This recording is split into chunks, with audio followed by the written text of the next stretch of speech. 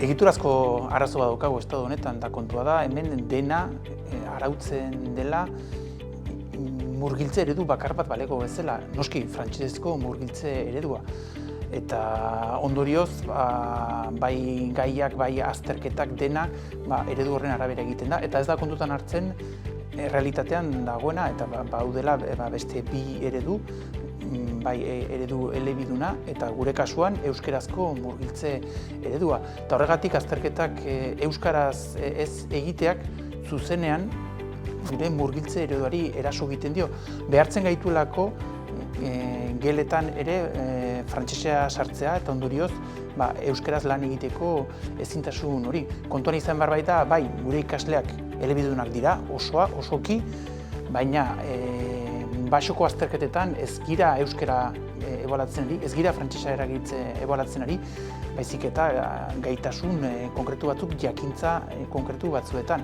Eta ondorioz, horiek ze hizkuntzetan lantzen diren, ikasketa hizkuntza zer den, erabat logikoa eta zentzuzkoa da, ikasketa hizkuntza dena, azterketa hizkuntza ez izatea, eta hori ez izatea, hain justuki,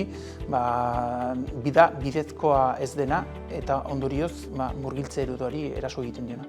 Bai, aipatzen genituen frantses balore edo aldarrikapenen izenean berdintasuna, eta hori norma hori, eta beraz frantses ikastetxeetan dauden ikasle elebakajen norma hori, aplikaraztea gure gazteei, eta gure gazteak euskaldunak, gutxienez elebiduna dira, eleaniztunak, eta norma horretara iristea edo aplikatzea eskatzen dute. Guk argi dugu hori ez dela gaitasun arazo bat, hori autopolitiko horrek gure ikasleen hizkuntza eskubideak urratzen dituzte, azkenean, zeren elebakarrak baino gehiago dira, eta hori balorizatu ordez, azkenean zigor bezala biziarazten diete, zigor bikoitza dute azterketa pasatzearena eta hizkuntza haiena ez den hizkuntza batean adieraztearena. Ustez bietatik bada, alde batetik aritzen zaizkigu beti esperantza emaiten, kentzen, jaiten agian bai, eta azkenean ez. Horrek sortzen du etxipen giro bat ere ikasleen artean, batzuk hasi dira sinesten, ez dugula ukanen, guk ez dugula ukanen edo sekula ez dugula ukanen.